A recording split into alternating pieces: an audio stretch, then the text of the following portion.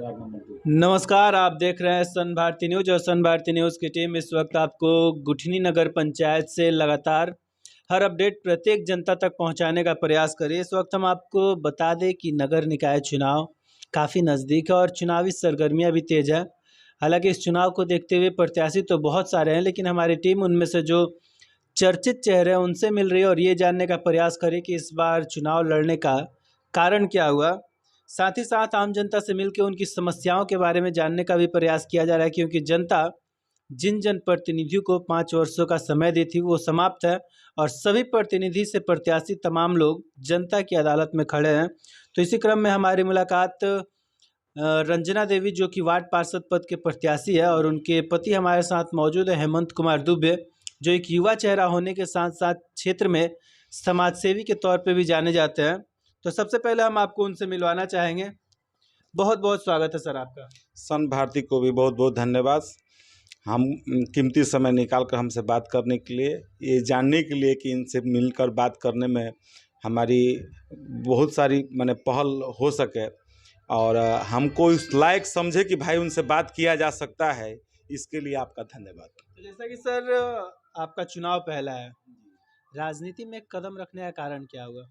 राजनीति में कदम कोई ऐसे इच्छा तो था नहीं, लेकिन समाज में घूमते घूमते यू टर्न मानिए इसको, जो पब्लिक बोला कि भाई आप बहुत अच्छे काम करते हैं, ऐसे भी लोगों को, गरीब दुखिया को हेल्प आप हमेशा करते रहते हैं, समाज में घूमते रहते हैं, और वैसा कोई चेहरा है नहीं आपके वार्ड में, आप खड़ा हो जाइए। तो लोगों के कहने पर हमने खड़ा हो गया। यानी समाज सेवी के तौर पे लगातार अभी तक क्षेत्र की जनता का सेवा करते आए हैं, लेकिन अगर हम बात करें अभी तक आपको कोई पद मिला नहीं है।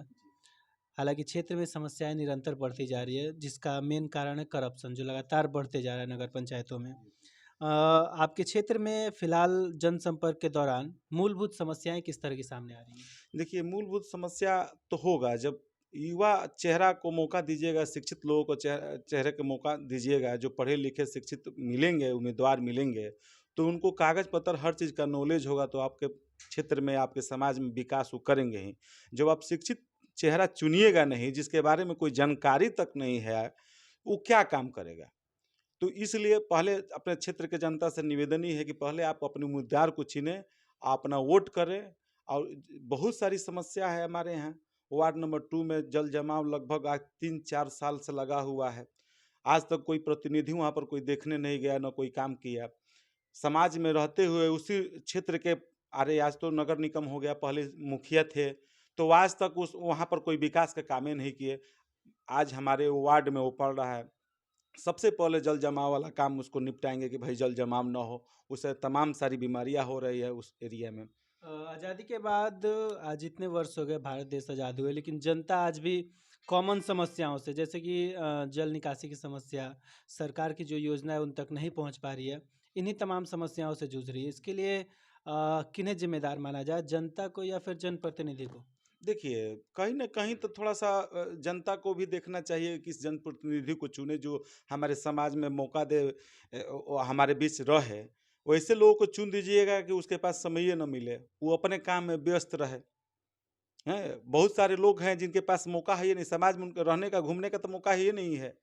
कहीं इधर खोजिएगा, कहीं उधर खोजिएगा।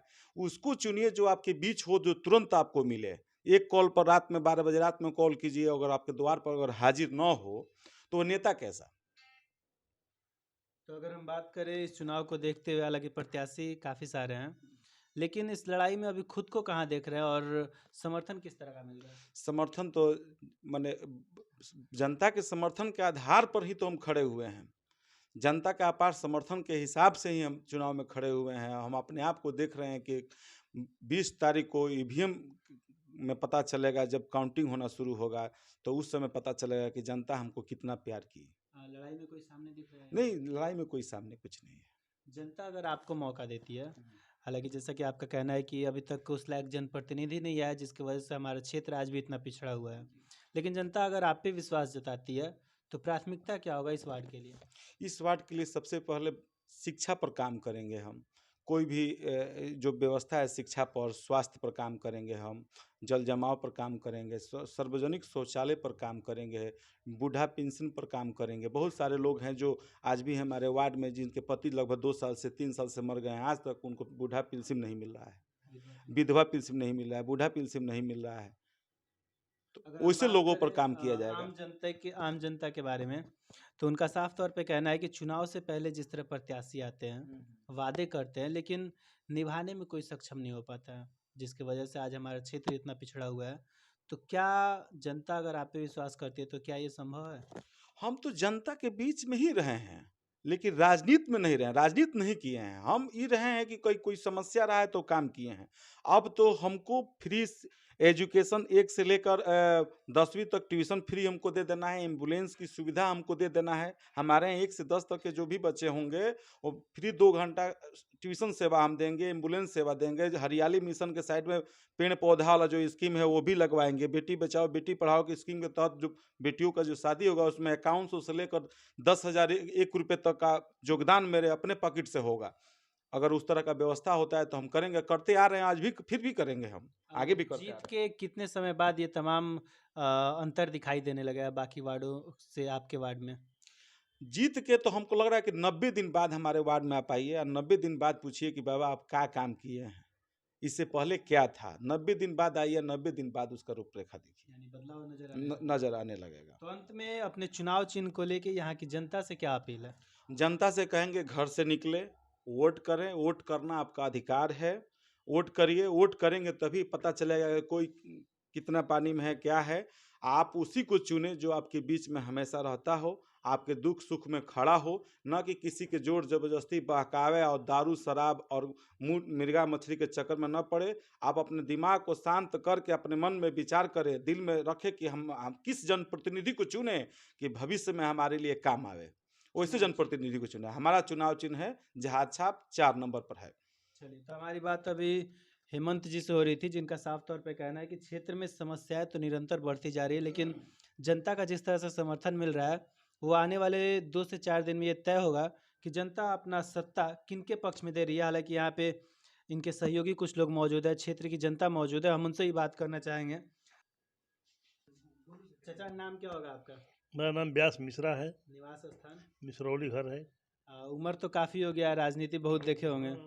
2 बार चुनाव भी लड़ चुके हैं अच्छा। मुखिया का। काफ़ी अनुभव भी है। हाँ। तो अभी चुनाव फिर नज़दीक है, हालांकि अब नगर पालिका के अंतर्गत है, तो जाहिर सी बात है कि एक शहरी सुविधाएं मिलनी चाहिए। तो किस तरह की सुविधाओं से आप लोग को यहाँ पे मिलनी चाहिए? यहाँ सुविधा रोड चाहिए, नाला चाहिए, सर सफाई चाहिए। शहर का मामला है, नगर पंचायत है, देहात तो है नहीं। प्रत्याशी बहुत सारे सामने हैं। ऐसे बहुत है, लेकिन ये कर्मठ उम्मीदवार हैं। चेहरा किनका सामने अच्छी है? इनका चेहरा ठीक है, हेमंत जी का चेहरा ठीक है। कारण क्या है? कारण ये है, ये हर लोगों के दुख सुख में दौड़ते हैं। ब्लॉक का काम हुआ, थाने पर काम हुआ, जीवन मरण में सबके जाते आते हैं। यानी काफ़ी समय से समाज सेवा में लगे हुए हैं। सबके घर में किसी कोई मान लीजिए किसी कोई एक्सपायर हो गया या एक्सीडेंट कर गया, सबके जाते आते हैं। तो अपने क्षेत्र की जनता को क्या मैसेज देना चाहेंगे? ये हम यही मैसेज देंगे कि इनको लोग चुने, ये कुछ काम करें। नया उम्मीदवार हैं, होनहार लोग हैं। चलिए, तो यहाँ पे और भी लोग मौजूद हैं, हम उनसे बात करना चाहेंगे। नाम होगा भैया आपका? गोलू वर्मा। एक युवा हैं आप। देखा जाए तो युवा इस समय राजनीति में काफ़ी इंटरेस्ट ले रहे हैं और युवाओं का पक्ष इधर जा रहा है, सत्ता उनके पक्ष में जा रही है। अभी किनको समर्थन कर रहे हैं और क्यों कर रहे हैं? समर्थन तो हमारा हेमंत जी को है, क्योंकि अभी चुनाव है। फिलहाल चुनाव से पहले भी ये काम कर रहे हैं। चुनाव से पहले भी जो भी हो, रात हो या दिन हो, फ़ोन करने पे भैया ये काम है, उस टाइम में हाजिर हो जाते हैं। इसलिए इनको खड़ा कराया गया है कि अगर ये बन जाते हैं, चुनाव लड़ जाते हैं, वार्ड पार्षद हम लोग हो जाते हैं, तो इससे ज़्यादा भी काम कर सकते हैं। बिना किसी पद पे रहते हुए इतना कर रहे हैं तो इससे ज़्यादा भी करेंगे, पद पे आ जाएंगे तो। इसलिए इनको अपेक्षा क्या है इनसे आपको? अपेक्षा तो बहुत सारी है। बिना अपेक्षा के, बिना बोले भैया ये काम है, वो काम हो जाता है। तो समझिए कि बोलने के बाद क्या होगा जब इनको पद मिल जाए तो। चुनाव जीतने के बाद बहुत से प्रतिनिधि बदल जाते हैं, ऐसा तो हमको नहीं लग रहा है, बदलते हैं, ये तो है, सबके अंदर रहता है। इनसे क्या उम्मीद है? इनसे यही उम्मीद है कि शुरू से ये काम करते हैं। अभी कोई पद पे भी नहीं है, फिर भी जो भी हम लोगों को दिक्कत होता है, कोई सुविधा नहीं मिलता है तो फ़ोन करने पे ये काम है, ब्लॉक का काम हुआ, चाहे थाने पे कोई काम हुआ, चाहे कहीं जाना हुआ, चाहे किसी का तबीयत खराब हुआ, उस टाइम में हाजिर रहते हैं। तो मान लीजिए पद मिलने के बाद तो इससे भी आगे होंगे ना, तो इसीलिए हम लोगों का इन पे उम्मीद है और भरोसा भी है। जुड़े रहने के लिए बहुत बहुत धन्यवाद। धन्यवाद।